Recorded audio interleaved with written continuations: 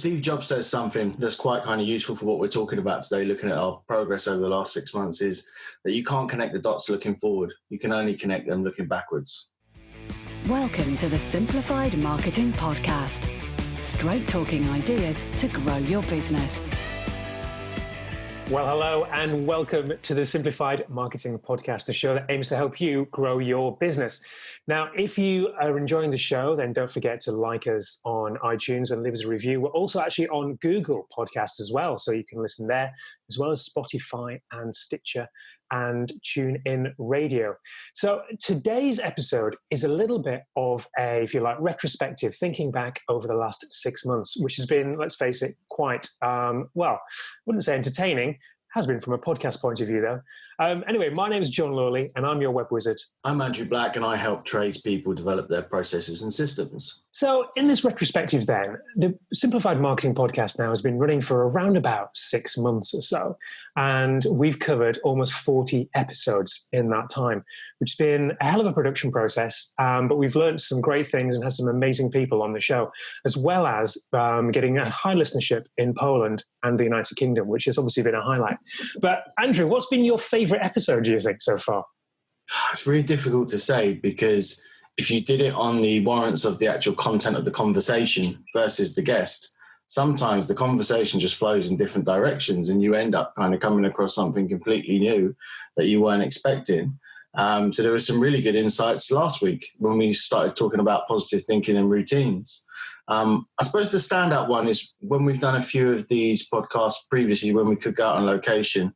And I think the one with at Gary Withers' place was pretty good, pretty special. And there was, again, some really good, valuable content on that one as well.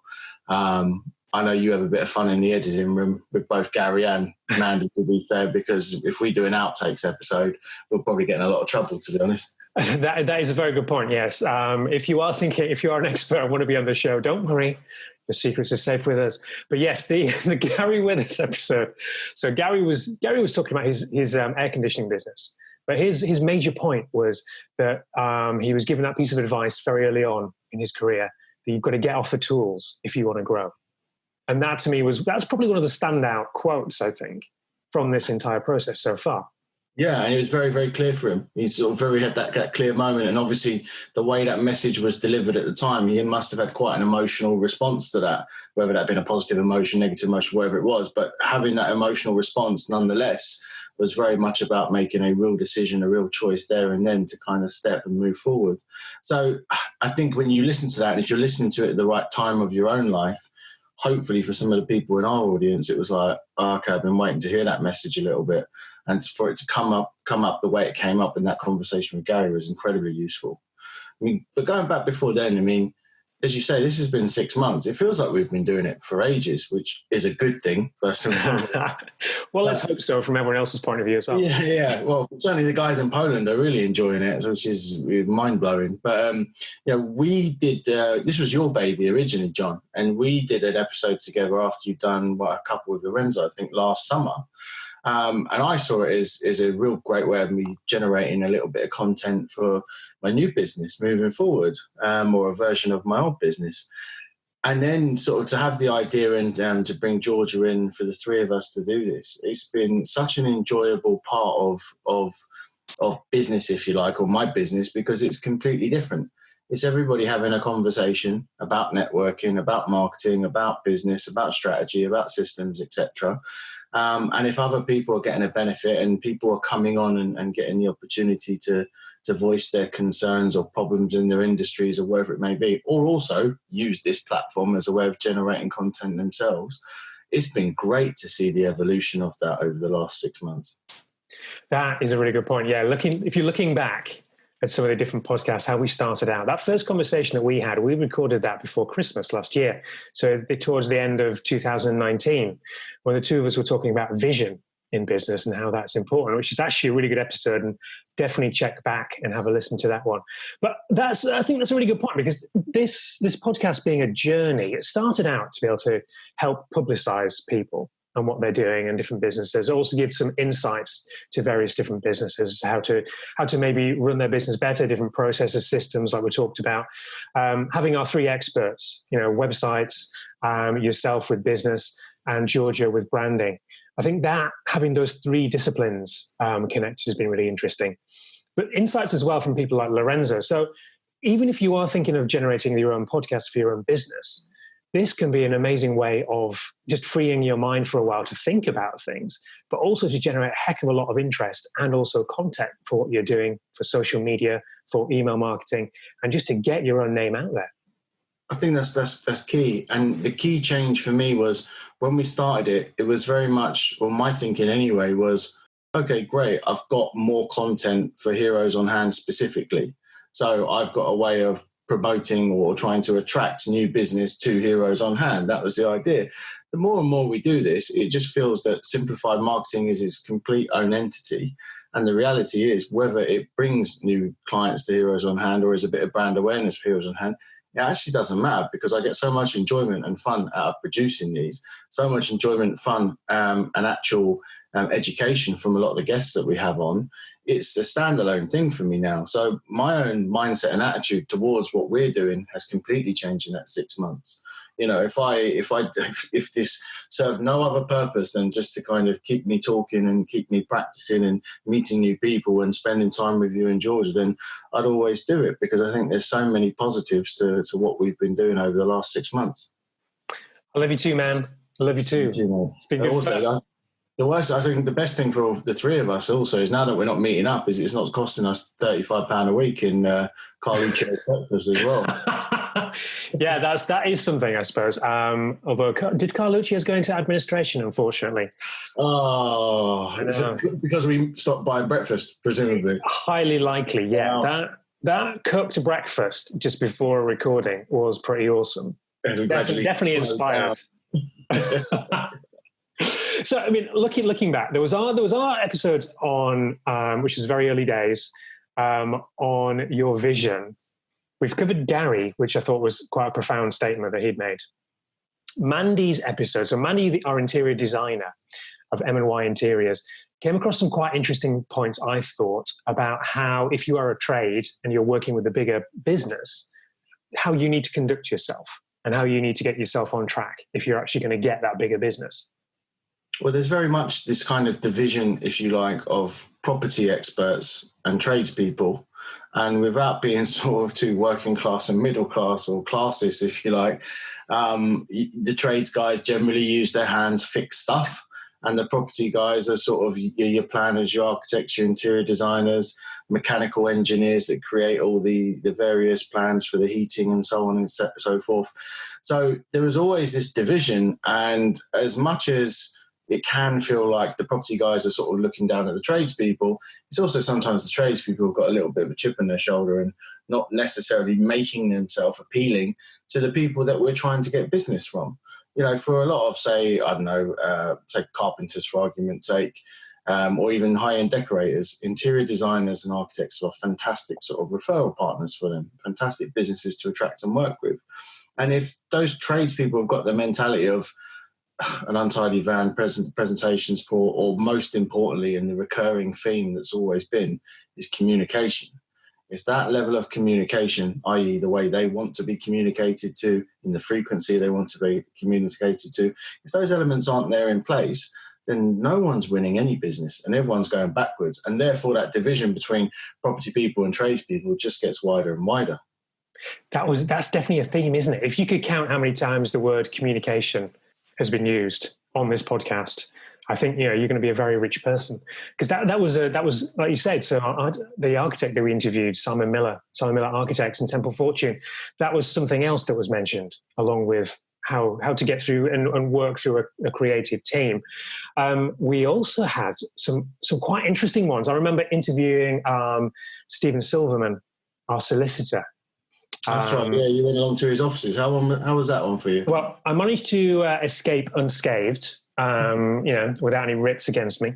But one of his episodes, specifically around managing mediation, I thought was really, really quite intriguing, because obviously someone like Stephen, who deals with disputes all the time, how do you sit in a room with two people who pretty much want to leather each other and calm everything down to find a resolution between the two people? But that's his job, pretty much. Yeah. And he manages to do that very successfully. He can't fix it with alcohol either. Yeah, he has to be professional the whole time. That said, there was some real, kind of listen to a solicitor, especially, if you're a tradesperson listening to these podcasts, you're like, well, that's got nothing to do with me. But actually, the big takeaways from that episode were about having your ducks in a row, being organised, having the paperwork in place, not just things like your insurance documentation, but make sure you're documenting all your work. If you're doing risk assessments, method statements, are you doing walkthroughs? Are you documenting damage to other areas, even if you're working in a different part of the house? Just to avoid any kind of issues or problems. An extra 2 minutes of frontline checks could solve or prevent a load of problems afterwards. Yeah, and it's all the time. We're learning from these people's different experiences. One of the episodes I found really quite interesting was the one we did on Mental Health Week. I know we maybe published that towards the end of Mental Health Week in 2020, but I found that actually that is a really important part. It has been for lockdown, especially with coronavirus, and also the episode that we did around about health and fitness with the guys from Evolve Health Coaches.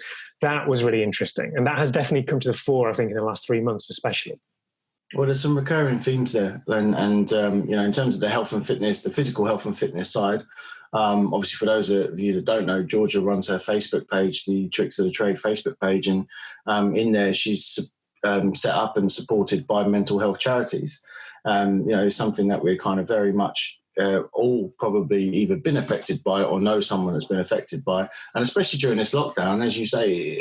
It's progressed hugely, and people that have not maintained physical exercise or not maintained a routine or just not seen people, which of course we haven't been allowed to do, but in lockdown, your own situation might be at home, you've had 3 or 4 people. Some people in lockdown have been by themselves. And if you're by yourself in a 3rd floor flat with no balcony, it's not been a good time for people. So, it's that one comes up time and time again. And that's why we kind of did the positive attitude and trying to implement some sort of routine episode, which as I said earlier, that was the one that I quite enjoyed.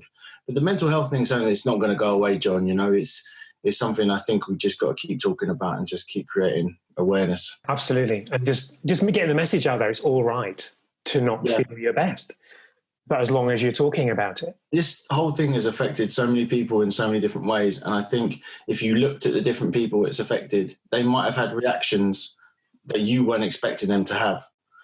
Sometimes the really strong people need the additional support in moments like this and vice versa. And I think when a lot of people say, you know where I am, you can always call. That's not enough. You've got to be the one that takes responsibility for your own self, and in some ways take responsibility for the people around you. And it takes a big character with a big heart to do that sometimes, but it's necessary. We've got to look after each other. And we see that in people that you think have really got their stuff together. They've really got it all sorted. But, the big lesson for me in doing this over the last 6 months, and at some point of their lives or at some point of the day even, everybody gets to the point where they're like, I don't know what I'm doing. How am I doing all this? And you just get that little moment of overwhelm or vulnerability in people that, as I say, you think are so sort of switched on. And it's what makes us human ultimately. So, we've got to allow everyone all of those emotions for sure. I mean, this is kind of ties in slightly, because if you think about our production schedule here, we started launching the early episodes just before Christmas. But then for real, we've only really started publishing the episodes of the Simplified Marketing podcast from the start of January 2020, when little did we know, but someone at the other side of the world had just bitten the head off a live bat and was starting to mix with people in a large market. Who knew that would cause such a kerfuffle? But our last few recordings before lockdown really began properly were with a guy called Nick Yanalalu and Nigel Topless.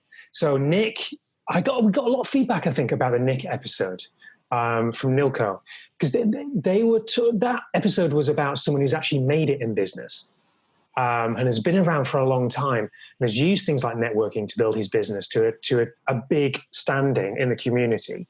Very, very interesting guy to talk to because he had a lot of good person-to-person strategies. Nigel's business is all about franchising, which is also person-to-person, but selling someone the dream of being that business owner. I think what came out of the one with Nigel is, franchising was very much, have you got that specific personality type for it? And it was more about the vetting process of trying to sell certain franchises to people, because a lot of the guys there just weren't right or weren't ready. So it was very much about that people, that interaction initially, but that ongoing support and help.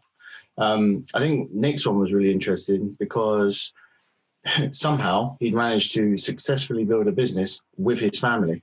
So yeah, I think for most people, it's like, you know, what's the saying about choosing your friends, but you can't choose your family, and so on and so forth. But Nick had either worked out when to say yes, dear, no, dear, or it was a really very synergistic relationship that was working superbly well for them to build a business. And now his sons are involved in it as well. So, you know, fair play to them. And a large business, a flourishing business that has been built without really anything online as well, mostly through word of mouth networking and getting in with people. Well, in quite large projects, didn't he? You said he was funding or supplying materials for a lot of the building firms for the Olympics in 2012. Yeah, some fantastic projects, some real good stories, and some good lessons in there. Again, well worth going back and having a look at that episode. But I guess from our point of view as well, as hosts, if you like, those are the last times that we managed to get out and about and actually meet people. Because most of our episodes since, or all of our episodes since, have been done using some form of video software. Yeah, which, you know, thank you to Zoom. Conspiracy theory that may have actually started this whole mess. But, we've been able to obviously meet up online, do our networking meetings online, do client meetings online. And we've said in previous episodes that actually this has saved so much time, so much commuting time to work or to jobs or to closing business or sales calls. But for us, it's given us that touch point once a week to still work on the simplified marketing as a business, but also record episodes. And, you know, even the actual, we're talking about progress and progress of this podcast. The production has progressed, the recording's progressed. Unfortunately, most of this comes down to you, John, or fortunately, thank you very much. But, you know, we've the voice that makes it what we're doing. And, you know, because of it, we're able to produce these and put these up quite quickly. And we're also able to record and be flexible with the recordings when we're in the right frame of mind to do so. And of course, with yourself and myself, we've got kids about the place sometimes, and trying to find that recording window isn't always easy. Yeah, there have been one or two outtakes, which I don't know if have been included, but they've definitely been on social media, on Facebook, the kids bursting in at the wrong points and things like that. Just make it more human, mate. It does, you're right. And does it actually show you that, you know, business can continue despite the lockdown? Because people have had to adapt and have had to use things like video conferencing and online systems to do more with their business. I think it has. I think it's proved to a lot of people, and I know you and Georgia are kind of big advocates of it, because what it's done is allowed certain generations to really close the gap and communicate with you and speed up the process of completing certain projects, whether it be, you know, Facebook ads, new social media campaigns, websites, etc. It really helps you get online, see exactly what the problem is and solve it a lot quicker. Beforehand, you'd have a demographic that was like, oh, I'm going to have to take the afternoon out and go and physically see them. So it's really been a help in that way. And like we said previously, there is no rush to go back to the way it was. No rush at all. They definitely need to be back in the same room for certain events and certain meetings, certain networking. But for a lot of the stuff, and I think a lot of businesses are seeing two things. One, they don't need a massive kind of office block now. They can trust their employees if the systems are there to manage their production or productivity, if you like. And number two was simply that because a lot of the employees have been furloughed, you've got a situation where a lot of the managers or managing directors are actually physically doing the work again. They've gone back 5 years, they've gone back 10 years, 20 years, and they're almost picking up tools or answering the phone. And a lot of those guys that I've spoken to are recognizing that, wow, we potentially had 1, 2, 3, 4 people working that we didn't need. And unfortunately for those people going forward, because there's going to be cuts, probably a 20% cut of the workforce, it means a redistribution of roles, responsibilities, a change to those systems and processes internally, and some of those middle managers kind of having to roll their sleeves up a little bit more. So there's been those two big realizations in us going online. But as I say, from our perspective, it's been absolutely perfect because we can still produce this content, and hopefully our audience gets some real value in that. And of course, there have been some, I suppose, bad times in a way. There have been a couple of recordings we haven't been able to bring and publish because those particular businesses aren't necessarily in business anymore. Unfortunately, those are some recent recordings. There will, of course, be some tragedies during, I suppose, this COVID-19 process. But there have been some real big wins. And one of the things I've quite liked about the entire process of this is that we've had a number of requests from various different content websites in different industries out there for copies of the episodes. So specifically, the episode with Stephen Silverman of OGR Stock Denton and the mediation episode, that is now sitting on a number of different specialist legal blog sites because the information that Stephen had gone through in those podcasts was really very valuable. And now they're getting hundreds and, well, not quite thousands, but hundreds of views on those different websites. So it's actually created a bit of an audience specifically for Stephen actually appearing on the show. In a similar way, Nigel and his franchising podcast episodes, they're also on specific industry franchising sites as well, and have done the same for Nigel for his business. Yeah, and the other thing that we've noticed so great that those guests have had that response, and it's part of the reason why we sort of invite people onto these podcasts. We want real value for our audiences, but we want real value for their audiences as well. And that's where this kind of this offering that we have works really well. The question is, we have spoken about RK Carpentry quite a lot. Do we actually get them on? Do you know what? I want to let Kieran sweat a little bit. We'll have him on in due course. I think he likes the fact that he gets a mention almost every week. So I'm just going to kind of keep that one in the back burner for now, mate. No rush on that one.